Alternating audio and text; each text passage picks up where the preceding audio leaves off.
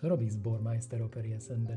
Zbormajster hlavne sa teda venuje speváckému zboru v rámci opery. Si dieťa, ktoré rodičia museli do cvičenia nútiť? Nie, nebol som, lebo ja som stále chcel hrať na klavíri. Ale necvičil som to, čo som mal cvičiť. Hlavne som si vymýšľal vlastné skladby, komponoval som. Čím by bol Laci Kaprinaj, keby ti do cesty neprišiel klavír? Mal si nejaký plán B? Ťažko povedať.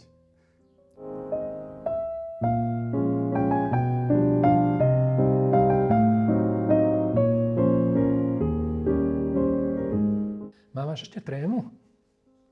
Áno, Fakt? určite. Trémy sa nezbavíš nikdy. A stalo sa ti, že si dostal okno a nejak si z toho vykočuloval? Bol koncert a na spamäť som hral samozrejme. Začal som hrať a hral som. Normálne to fungovalo, super to fungovalo. Nepamätám si, že by tam boli nejaké problémy a na jednom mieste proste okno. A vtedy človek ani nemôže príliš rozmýšľať, že to ťa tak musí intuitívne napadnúť, že teraz nastúpiš s týmto. Lebo orchester išiel ďalej a ja som musel hrať ďalej. Nemohol som proste prestať. Jednoducho musíš ísť ďalej. Show must go on. Hovoril Freddie Mercury. Keď sedíš v aute, keď počúvaš tú hudbu ako kulisu a to vieš tak podvedome, alebo aj to analyzuješ? No áno, bohužiaľ to analyzujem. Niekedy počujem niečo a hovorím si, tak toto je teda, jak to mohol tak falošne zaspievať. Aj to pozitívne si viem všimnúť samozrejme, že wow, to je veľmi, veľmi zaujímavé. Čo by si odporúčil, čo by si povedal mládeži, ktorá možno rozmýšľa o takejto kariére? Aby si verili, aby sa nebáli. Aby sa nebáli, to je asi to najdôležitejšie. Lebo strach strašne zväzuje a ničí.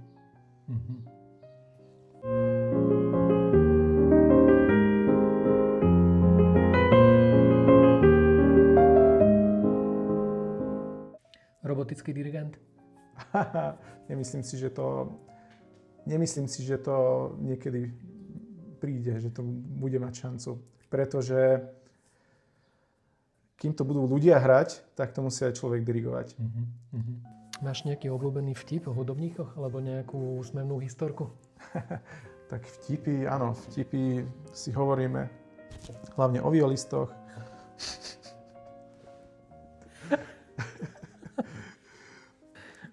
Na čo si vo svojom živote najviac hrdý? Asi na ten život, ktorý som vytvoril, na rodinu, na to, že mám, že sme si vytvorili taký vzťah a také prostredie, v ktorom existujeme, v ktorom žijeme. To je možno asi najväčší úspech, taký osobný. Ono to vyzerá, že ten dirigent vlastne on iba ukazuje niečo, akože my bežní ľudia si nevieme presne čo. Takže ja keby som sa tam postavil, bolo by to počuť, keby som chcel dirigovať zbor. Veľmi by to bolo cítiť.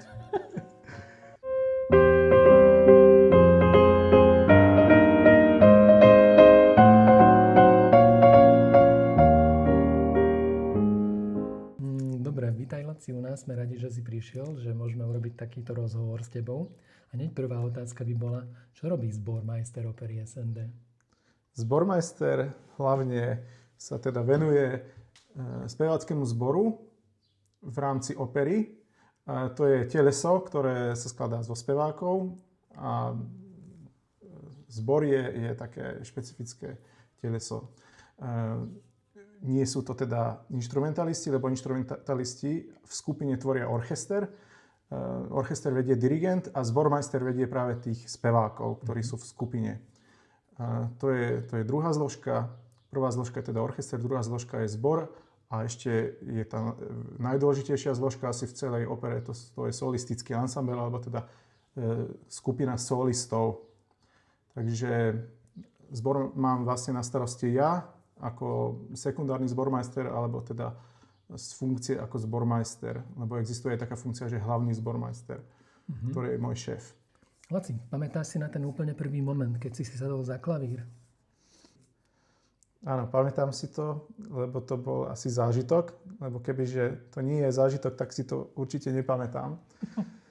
Bolo to, mal som vlastne 9 rokov vtedy a predtým som odmietal, neviem prečo, nechcel som hrať na klavíri, až tak ma to nezaujímalo, ale keď som to prvýkrát skúsil, už teda na hodine klavíra a vyšlo z toho niečo zmysluplné, tak som sa veľmi potešil a som si povedal, že toto chcem robiť celý život a naozaj sa mi to aj naplnilo, takže tak. Super. A bol si dieťa, ktoré rodičia museli do cvičenia nútiť? Nie, nebol som, lebo ja som stále chcel hrať na klavíri. Ale necvičil som to, čo som mal cvičiť. Hlavne som si vymýšľal vlastné skladby, komponoval som. Hej. Ale nechcel som, alebo možno som nepotreboval tak veľa cvičiť tie veci, ktoré boli zadané, pretože mám takú pamäť, tak si to pamätám, že všetko išlo strašne zľahka, že nemusel som preto veľa spraviť. Trošku určite áno, ale na tomto stupni to išlo veľmi ľahko. Už potom na strednom stupni, keď som sa dostal na konzervatórium, tam som naozaj musel doháňať ten čas, ktorý som stratil, pretože ja som začal ako 9-ročný a prakticky o 4 roky neskôr, ako možno sa bežne začína s učením sa na klavíri. Takže to mi vždycky hovoril veľ profesor, že chýbajú mi tie roky, že to musím docvičiť. To znamená, že musel som si položiť hlavne teda technické aj muzikantské základy a to stálo niekoľko hodín aj sebaodriekania. Každý deň som cvičil cca 4-5 hodín. Takže celý ten systém na konzervatóriu je tak postavený, že dá sa to zvládať a aj sa to očakáva od všetkých. Čím by bol Laci Kaprinaj, keby ti do cesty neprišiel klavír? Mal si nejaký plán B? Ťažko povedať. Myslím, že tak viac vecí ma zaujímalo a doteraz ma zaujímajú ako počítače a takéto veci, že kedysi, ešte keď som chodil v tom veku na 8-ročné gymnázium, ešte v tom veku základného vzdelania, tak som chcel byť aj programátor. Chcel som byť aj lekár po mojom otcovi nejaký čas, ale najviac teda ma zaujímala vždy tá hudba. Takže ako možno by som sa bol vybral práve tou cestou, že ísť s tou elektrotechnikou na ITčko alebo niečo v podobnom zmysle. Ale to sa ťažko teraz už definuje. Máš obľúbené dielo, ktoré ťa nikdy neomrzí? Myslím, že nemám. Kedysi som mal vždy také obdobie, že niečo sa mi páčilo, niečo som veľa počúval, potom som to opočúval, už ma to potom nebavilo a potom prišlo niečo druhé. A to je tak, že človek sa určitým spôsobom vyvíja, aj ten vkus hudobný sa vyvíja. Takže človek má ako keby vnútorne nejakú potrebu sa naplňať niečím a to sa z času na čas mení. Takže momentálne nemám nič obľúbené, ale mám napríklad určité štýly veľmi rád, s ktorým sa stretávam aj v robote a kde sa cítim dobre a kde si myslím, že viem aj ponúknuť nejakú kvalitu v tom. Máš ešte trému? Áno. Fakt? Určite. Trémy sa nezbavíš nikdy. Do úplnej miery. To si ma prekvapil teraz. Ale naučíš sa s tým pracovať. Naučíš sa využívať to v svoj prospech. A ako s tým pracuješ ty? Núti ma to sústrediť sa hlavne na tie najdôležitejšie veci, ktoré sú, by som povedal, také oporné body, čoho sa človek musí držať. A ostatné musí byť jednoducho urobené, musí byť vycvičené, či mentálne, či teda, čo sa týka tej samotnej hudobnej prípravy. Pokiaľ si dirigent alebo keď si klavirista, je tam určitá príprava, čo ty musíš do toho vložiť zo svojho voľného času a tá musí byť veľmi dôsledná. A to aj to pomôže samozrejme prekonať tú trému, ale aj keď tá tréma príde, tak keď by si bol nepripravený, tak ťa to odrovná, že nedokážeš sa potom sústrediť do tej plnej miery a robíš zbytočné chyby. A keď tie veci máš urobené a máš to v sebe pripravené veľmi dobre, tak tá tréma ťa proste nevyhodí. Ale skôr ťa donúti sa sústrediť v plnej miere. Ale samozrejme to už teraz tá tréma ani tak nie je napríklad tak intenzívna a tak devastujúca ako v detstve, keď som začínal napríklad, keď to tak porovnám. A stalo sa ti, že si dostal okno a nejak si z toho vykorčuloval? Stalo. Napríklad, keď som hral s orchestrom, klavírny koncert na letných kurzoch, tak bol koncert a naspamäť som hral samozrejme. Proste začal som hrať a hral som. Normálne to fungovalo, super to fungovalo. Nepamätám si, že by tam boli nejaké problémy a na jednom mieste proste okno. A vtedy človek ani nemôže príliš rozmýšľať, že to ťa tak musí intuitívne napadnúť, že teraz nastúpiš s týmto. Lebo orchester išiel ďalej a ja som musel hrať ďalej. Nemohol som proste prestať. A nemohol som to ani dať najavo. Jednoducho musíš ísť ďalej. Show must go on, hovoril Freddie Mercury. Takže, ale chytil som sa a bolo to dosť veľké ponaučenie. A myslím si, že aj viackrát som mal také, ale nestávalo sa mi to často, lebo vždy som sa snažil veľmi dobre sa pripraviť, pretože som vedel, že som trémista a trémista sa musí veľmi dobre pripraviť. Nemôžem sa len tak ako, že ja som veľký frajer, ja to zvládnem. To proste tam nefunguje tak. A keď si hovoril takto o tejto tréme, máš nejaký rituál predtým, ako ideš na pódium? Či mám rituál? Tak ťažko povedať, či to je rituál. Nie je to rituál, skôr je to také mentálne cvičenie, že keď hrám napríklad na klavíri, lebo je úplne iné, keď človek ide dirigovať a úplne iné, keď ide hrať na klavíri. A je úplne iné, keď ideš hrať na klavíri, teda naspamäť niečo, alebo keď ideš hrať z nôd, alebo keď sprevádzaš, alebo keď ideš solo. Takže to je úplne iné. Ale najťažšie je na tom celom, keď ide človek hrať solo a naspamäť. A je tam teda nejaká zodpovednosť a nejaká sádzka toho, že ten koncert musí dobre dopadnúť. Tak áno. Rituál je skôr taký, že už mám v sebe vycvičené určité také mentálne cviky, že sa sústredím na to, že áno, som pripravený naozaj reálne, nemám sa čoho báť, mám určité oporné body. Skôr to spočíva v tomto.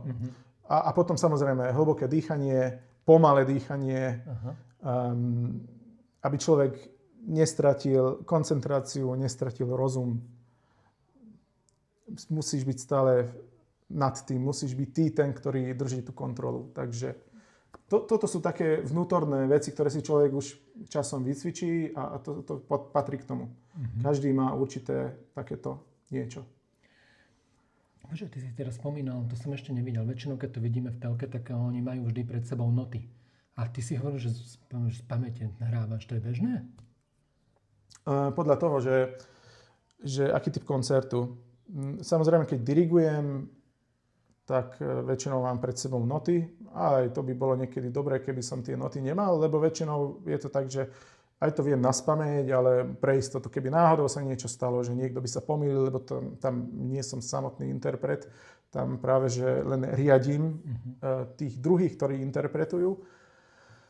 A keď sa náhodou niečo stane, tak je dobré mať pred sebou tie noty, že aha, OK, presne to je tam napísané a možno viem lepšie zareagovať. Pokiaľ sa jedná o také veci, že solový koncert, solové vystúpenie, tak tam je zvykom, že ľudia idú naspamäť. Keď hrám na klavíri koncert, naposledy som taký veľký koncert hral, keď som mal diplomový koncert, to už je dosť dávno. Ale to je absolútne také základné kritérium, to patrí aj k tým kritériám školy, že človek musí zvládnuť hodinový program minimálne naspamäť. A je to bežné. A teraz, keď speváci spievajú operné predstavenie alebo spievajú koncert, tak väčšinou spievajú na spamäť. To je proste, to sa očakáva, to je taká norma. Áno. Máš nejaké vysnívané vystúpenie? A kde by si chcel hrať? A čo by to bolo? Možno by som chcel v zahraničí ešte skúsiť na niečom významnejšom. Napríklad? Tým, že som viac v tom divadle a skoro celá moja práca spočíva v tom, a aj na VŠMu samozrejme, spočíva v tom, že tam robím určitú robotu, ktorá je viac v pozadí ako v popredí, tak príliš som nemal ani čas, ani nejakú kapacitu vnútornú nad tým rozmýšľať, že kde by som chcel vystupovať takto samostatne, ale človek skôr berie tie príležitosti, ktoré sa ponúkajú, a aj teraz napríklad vystupujem so školským zborom, ktorý vediem ja, a aj teraz budeme mať niekoľko koncertov. Jeden z tých koncertov bude v Budapešti, takže na to sa teším. Ale takto konkrétne, že by som si vysníval, že by som chcel vystupovať v Carnegie Hall, tak to už dávno nemám také túžby, pretože človek musí byť naozaj veľmi vycvičený, veľmi aktívny v tom celoživotne, že nedá sa tak, že vypadal som z tej praxe ako solový klavirista a teraz túžim o tom, že budem mať nejaký klavírny recitál alebo v Musikvereine alebo niekde v nejakej významnej sále v zahraničí. To akože o tom ani nesnívam. Čiže kto je tvojím najväčším vzorom? Nemyslím si, že považujem niekoho za svoj vzor. Skôr si myslím, že mal som možnosť sa stretnúť s viacerými ľuďmi, ktorí mi boli vzorom nejaký čas a na ktorých som sa vždy pozeral, takže wow, že proste mám sa od nich čo učiť. A či to bol nejaký pedagóg alebo nejaký starší kolega, ako stretol som takých viackrát v živote a vždy to vo mne vytvorili taký pocit, že mám sa ešte čo naučiť a mám sa kde posúvať. Snažil som sa z toho aj odpozeraním alebo nejakou konkrétnou konzultáciou čerpať. A keď som študoval na klavíri, tak študoval som u pani Danky Varinskej na VŠMu. Ona bola tiež veľkým vzorom pre mňa vtedy. Potom na konci školy, po škole som chodil na kurzy do Maďarska k Balázsovi Sokolajmu. Ním som bol absolútne ohúrený, čo to je za klaviristu, za muzikanta. Takže na to spomínam naozaj ešte dodnes tak, že to bolo asi najlepšie, čo som ja ako klavirista mohol stretnúť a zažiť s ním nejaké hodiny. A takisto ako dirigent, akože keď som študoval dirigovanie, tak Blanka Juhaňáková bola tiež veľkou motiváciou a proste všetci sme len zírali, že proste čo sa ešte môžeme od nej naučiť. A ona má tiež akože svojich vzorov, napríklad Abada, to je taký dirigent Claudio Abbado.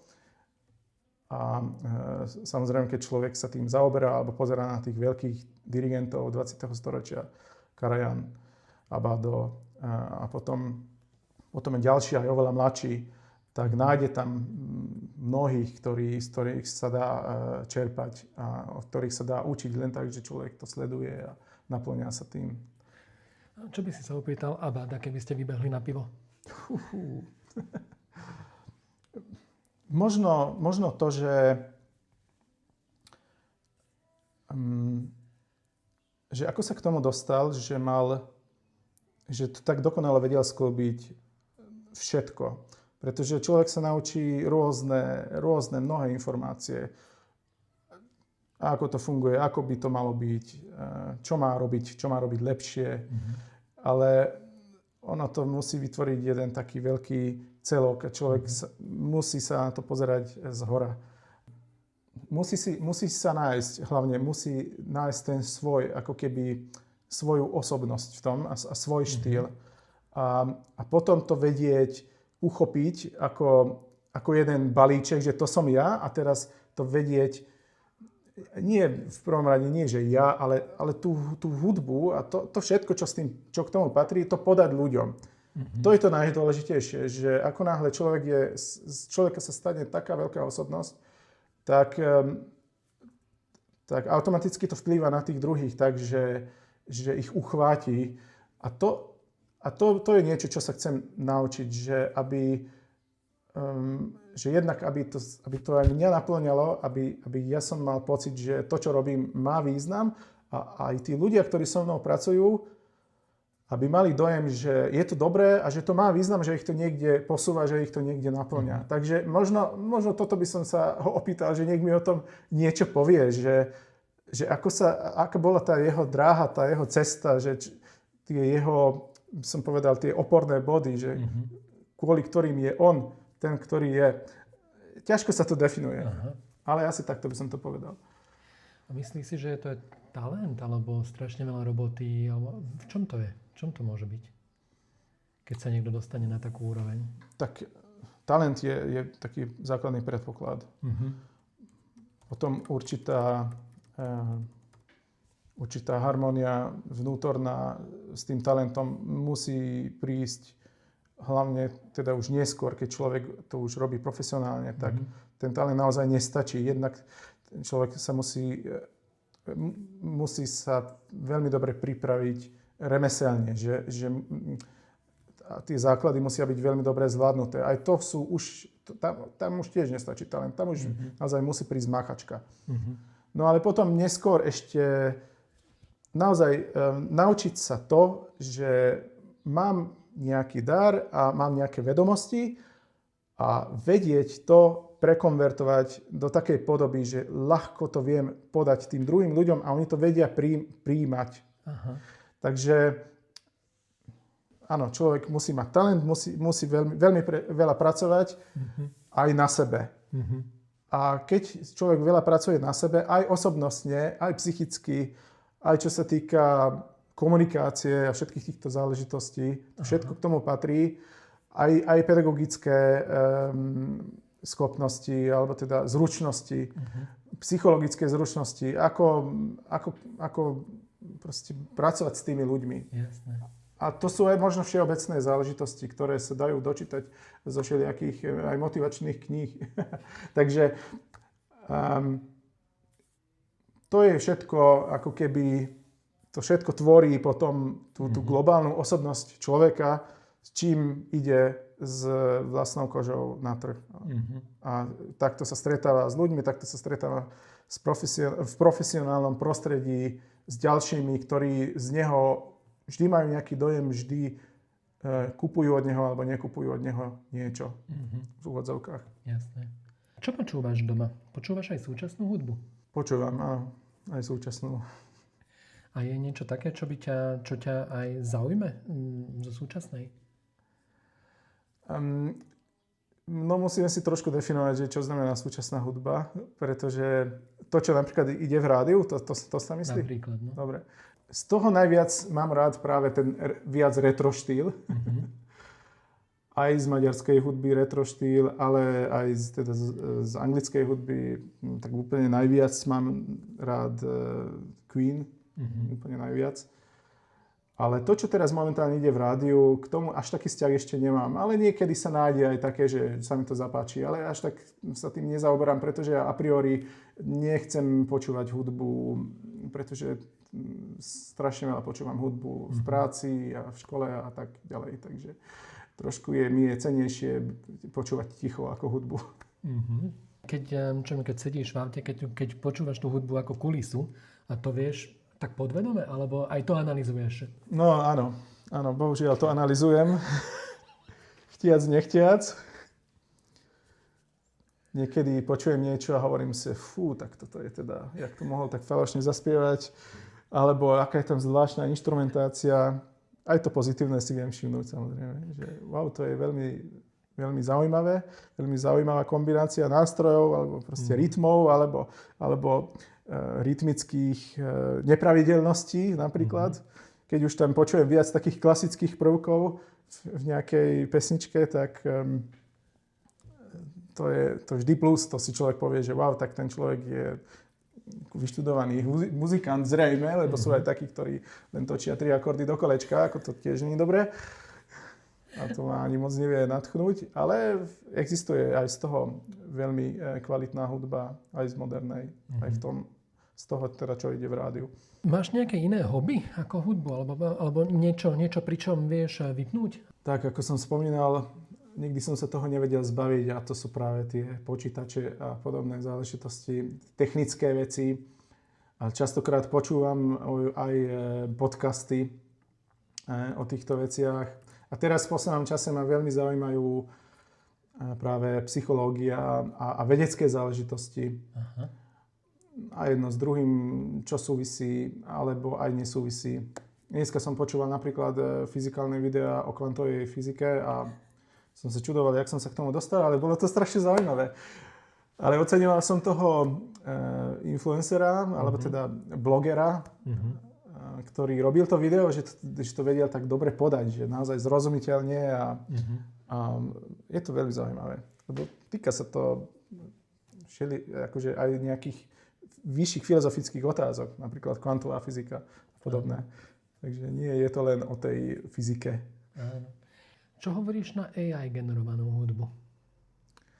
Nemám s tým skúsenosti, ale mám kamarátov a kolegov, skladateľov, ktorí sú z toho mierne vydesení, že ako cítia sa možno ohrození tým. Ale nie je to moja špecialita, takže neviem sa k tomu až tak odborne vyjadriť.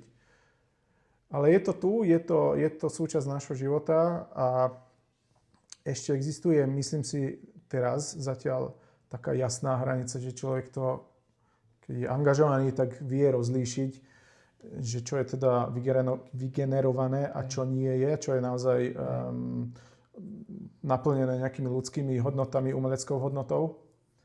Ale kto vie, ako sa to bude vyvíjať, je to zaujímavá téma.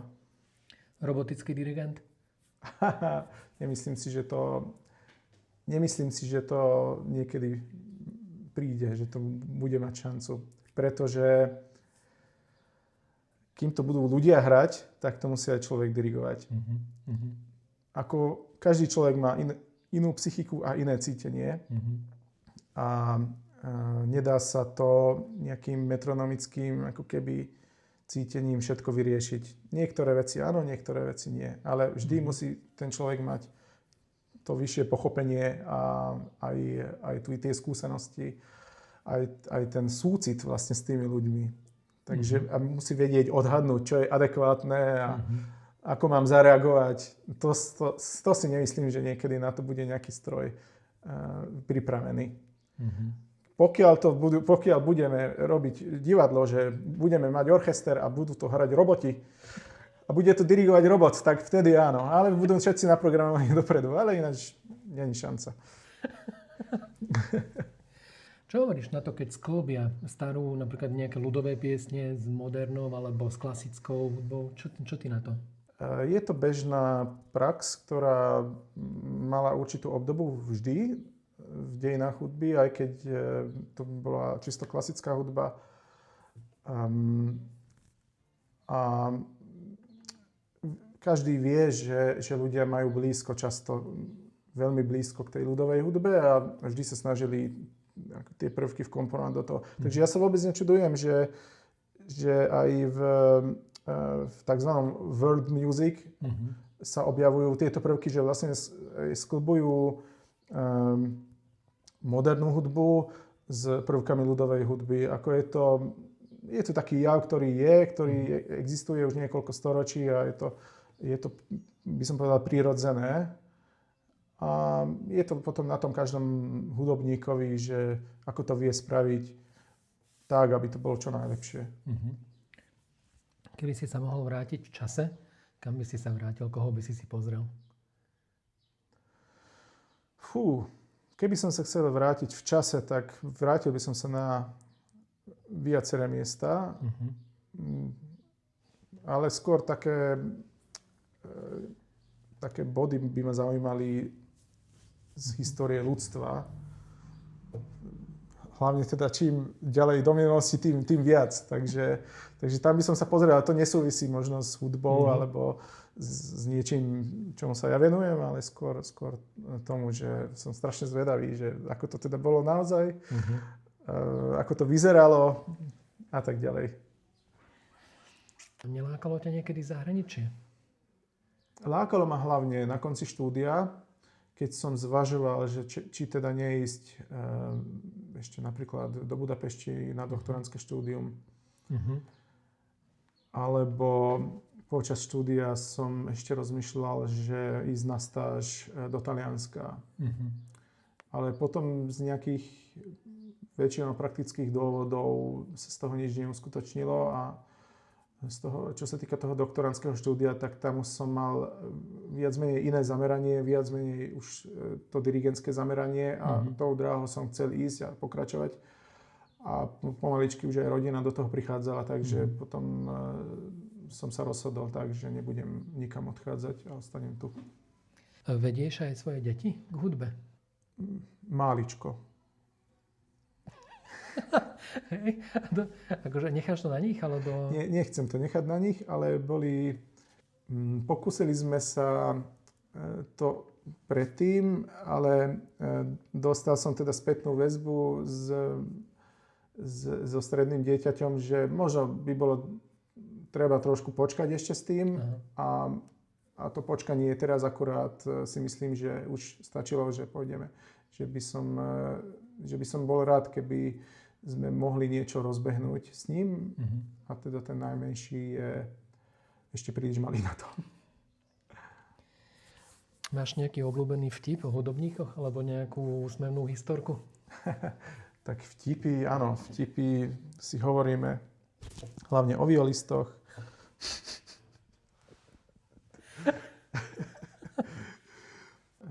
Aký je rozdiel medzi prvým a druhým pultom viol, keď hrajú, že niekedy je aj celý takt a podobné. A to my ako hudobníci rozumieme. Alebo že aký je rozdiel medzi prvými a druhými huslami v orchestri, že niekedy aj poltón. A podobné záležitosti takého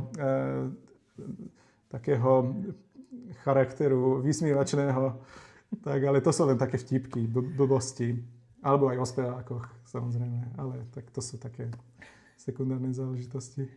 A zažil si nejakú úsmevnú historku pri nejakom koncerte, alebo čo? Keď... Áno, zažil som. Zažil som, keď som spieval v zbore a boli sme vo Francúzsku a nikto nerozumel po slovensky, my sme spievali slovenskú skladbu. A tam bolo jedno miesto, kde sme nemuseli spievať, ale kde sme hovorili text, alebo mali sme hovoriť text, že kto som. A kvázi v aleatorike, že každý v svojom tempe, proste dirigent dirigoval, dirigent bol skladateľ. Dirigoval tam veľký, vážny koncert na francúzskom festivale s orchestrom a my sme spievali krásne tú skladbu a prišlo to miesto, že orchester držaný akord a zbor teda mal začať hovoriť, že kto som. A my sme všetci sa dohodli, že budeme hovoriť, že čo chceš. Tak ten dirigent skoro odpadol. To bolo veľmi úsmevné. To si dodnes pamätám. To sú také vtipky, ale doma by sme si to nemohli dovoliť, pretože doma by tomu rozumeli, ale tam sme si to dovolili, lebo to bolo Francúzsko. Na čo si vo svojom živote najviac hrdý?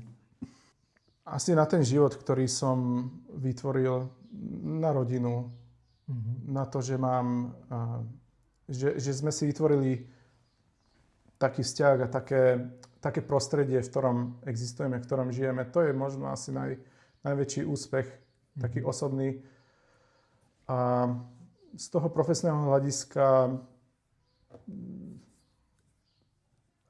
myslím si, že Mám nejaké výsledky pozitívne, ktoré som dosiahol, ale nikdy som tak nerozmýšľal, že teraz som na to strašne hrdý, ale možno tak, ako uvedomujem si, že to je dobré, ale treba ísť vždy ďalej, treba vždy hľadať nové cesty, čo sa týka vývoja.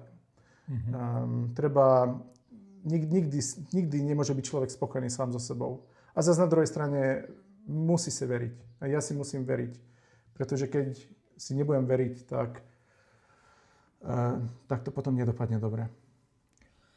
Čo by si odporučil, čo by si povedal mládeži, ktorá možno rozmýšľa o takejto kariére? Povedal by som, že nech využijú ten čas, ktorý majú na to, aby sa v tom zdokonalili čo najlepšie, ako môžu, aby nezačali predčasne pracovať a rozptýlovať sa inými vecami, ale aby teda vložili do toho najviac, ako sa len dá. No a potom, aby mali teda v hlave všetko pousporiadané, aby mali priority, aby si verili, aby sa nebáli. Aby sa nebáli, to je asi to najdôležitejšie. Lebo strach strašne zväzuje a ničí. A kde ťa môžeme vidieť, počuť? V divadle v SND.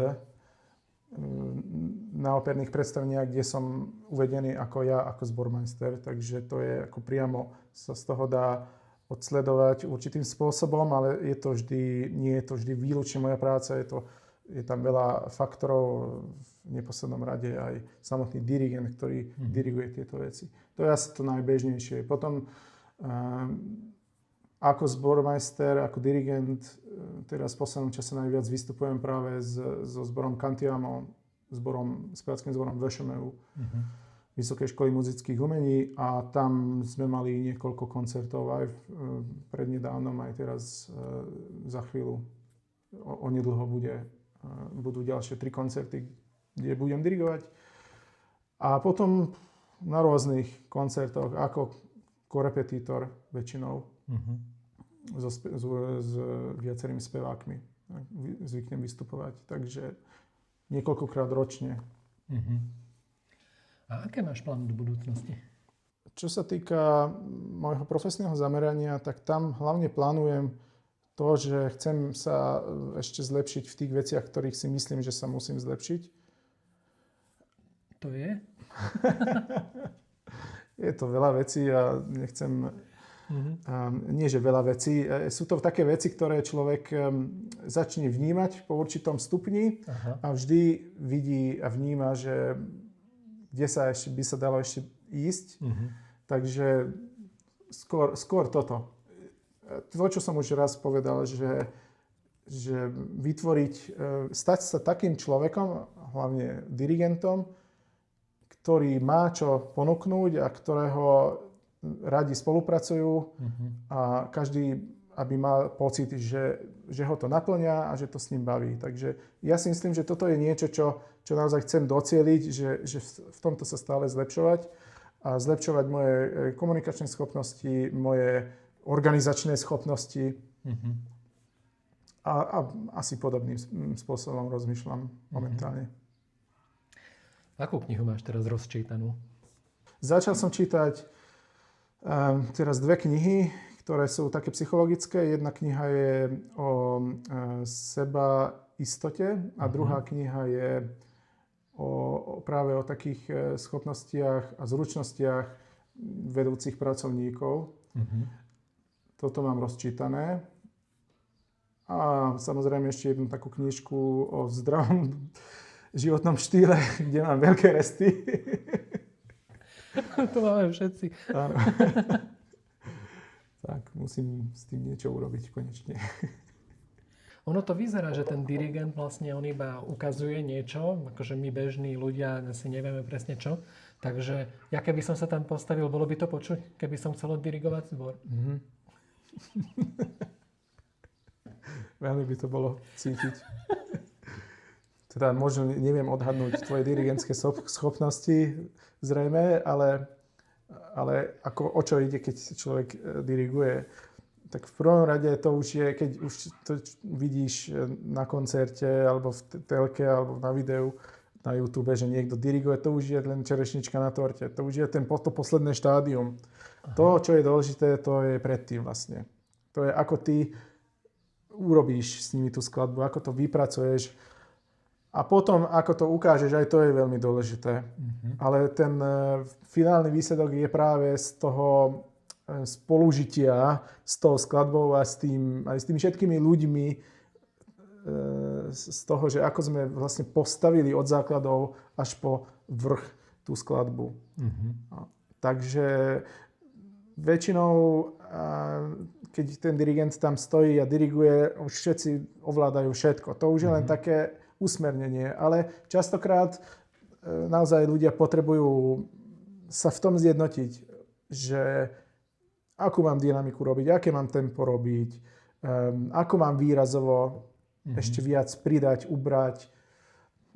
To všetko môže dirigent v reálnom čase ukázať a usmerniť. A častokrát príde aj určitá inšpirácia momentálna a to jednoducho vycítia z toho dirigenta aj z jeho z rečiteľa, z výraze tváre, že čo to hudbou chce povedať.